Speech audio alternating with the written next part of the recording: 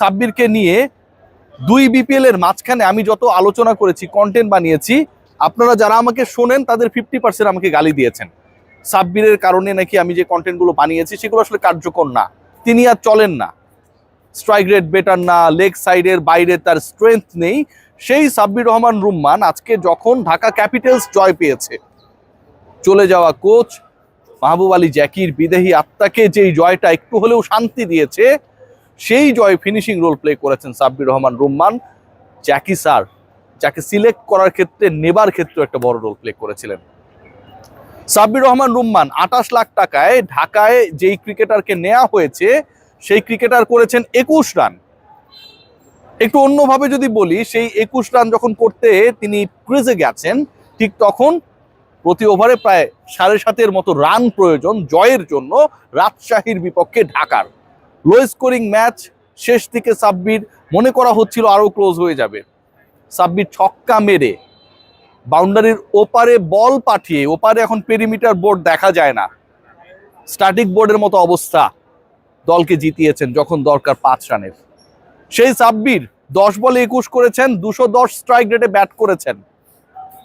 BPL এর very first ম্যাচে খেলতে নেমে অপরাজিত থেকে দলকে জেতানো সাব্বিরের স্ট্রাইক রেট, তার দল এবং প্রতিপক্ষ দল, দুই দল যদি আমরা বিবেচনা করি, সবার থেকে সবচেয়ে বেশি 210। তার দলের 150+ স্ট্রাইক রেটে কেউ ব্যাট করে নাই, যে কারণে ম্যাচটা একসময় মনে হচ্ছিল ক্লোজ হয়ে যাবে। 1 বছর পর বিপিএল এ নেমে প্রথম ম্যাচে চাপে সাব্বির রহমান রুম্মান ঠিক তার কাছ থেকে যেই রোলটা আমরা এক্সপেক্ট করি, সবাই এক্সপেক্ট করে, সেই রোলটা প্লে করেছেন। What about Nasir Hossain? অন্যদের আলোচনা আমি আসবো। What about Nasir Hossain? সাব্বির তো তাও ট্রেনিং করেন, প্র্যাকটিসের মধ্যে থাকেন, অনেক কিছু করার চেষ্টা করেন। নাসির হোসেনকে নিয়ে আমরা যেন একদম হতাশার রাজ্যে নিমজ্জিত, অথচ রংপুরকে এনসিএল জেতানোর ক্ষেত্রে নাসির হোসেনের বিভিন্ন সময় মাস্টার ক্লাস আমরা দেখেছি। নাসির হোসেন আজকে 2 উইকেট নিয়েছেন। যেই 2টা উইকেট নিয়েছেন, সেই 2 উইকেট আসলে মেরুদণ্ড, ব্যাটিং এর মেরুদণ্ড ভেঙে দিয়েছিল আজকে রাজশাহী ওয়ারিয়র্সের, যেই দলটা গতকালকে 190 চেস করছে। I am repeating, Nasir Hossain bat করতে নেমে 22 বলে 19 করেছেন।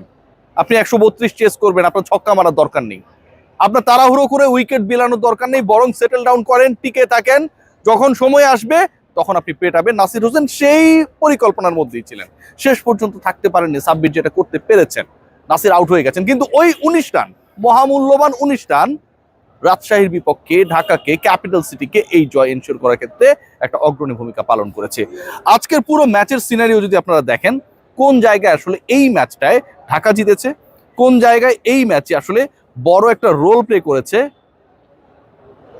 আমাদের আপনাদের প্রিয় দল, রোল প্লে করতে ফেইল করেছে রাজশাহী। নাজমুল হোসেন শান্ত ছাড়া কনভিন্সিং ব্যাটিং কেউ করতে পেরেছে?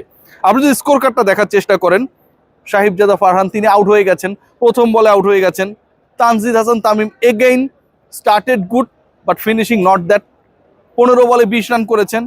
ইয়াসির চৌধুরী রাব্বি 44 লাখ টাকায় এই দলকে রাজশাহী কিনেছে। Hannan Sarkar is a very master class stroke maker in making teams. আবাহনীকে তিনি চ্যাম্পিয়ন করেছেন প্রিমিয়ার লিগে, ডেফিনেটলি, যে আবাহনীকে কেউ গোনায় ধরেনি। কিন্তু হান্নান সরকার, আমার প্রিয় হান্নান ভাই, কেন ইয়াসির চৌধুরী রাব্বিকে প্রথমত মুশফিকুর রহিমের আগে ব্যাট করতে পাঠালেন? এটা নিয়ে আমার একটা বড় প্রশ্ন রয়েছে। দ্বিতীয়ত, তাকে দলে নিলেন কেন?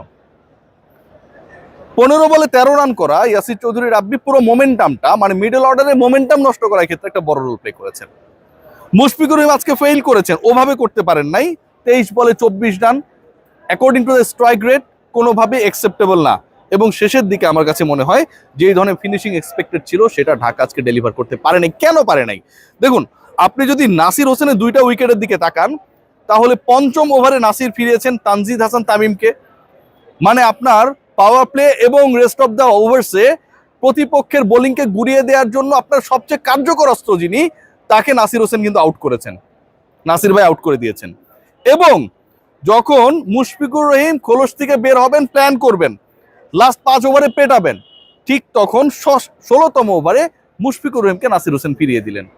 এই যে ব্যবধানটা, এবং একই সাথে অচল ইমাদ ওয়াসিমও যখন 3টা উইকেট নিয়ে নেয়, আমার কাছে মনে হয় যে রাজশাহী ওইখানেই ম্যাচটা হেরে যায়। প্রতিপক্ষ, আমার কাছে মনে হয়েছে যে ঢাকা যতটুকু না আসলে বিচলিত, প্যানিক করতে পেরেছিল, রাজশাহী তার থেকে এমনিতেই অনেকটা প্রেশারকে ইনভাইট করেছে। এবং যেই প্রেশারের ইনভিটেশনটা এন্ড অফ দ্য ডে, তারের এই পরাজয় তাদের স্কোরটাকে আনস্মার্ট করার ক্ষেত্রে একটা বড় রোল প্লে করেছে।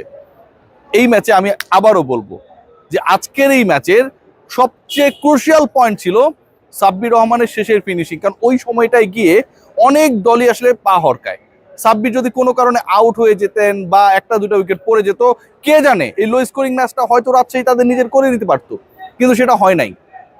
বাউন্ডারি ওভার বাউন্ডারি শুরুটা করেছেন ছক্কা মেরে, অফ সাইডে দারুণ একটা 4 মেরেছেন, ফিনিশিং এর যে রান সেটাও ছক্কা মেরে, এবং এই 2 ছক্কা এবং 1 4 মানে বাউন্ডারি ওভার বাউন্ডারিতে 10 বল খেলেছেন, তার মধ্যে 3টাই বাউন্ডারি ওভার বাউন্ডারি। এই 3 বলে তিনি করেছেন 16 রান, 21 রানের মধ্যে 16 রানই করেছেন 3 বল থেকে, তার মধ্যে 2টা ছক্কা। এবং নাসির হোসেন ঠিক বিপরীত ব্যাটিংটা করেছেন, বিলো 100 স্ট্রাইক রেট, বাট টিকে থাকার যখন দরকার ছিল ঠিক সেই কাজটা করেছেন। এই ম্যাচে আবারও বলবো প্রাপ্তির থেকে অপ্রাপ্তি বেশি। ঢাকা জিতেছে, ঢাকা হ্যাপি, রাজশাহী হেরেছে, রাজশাহী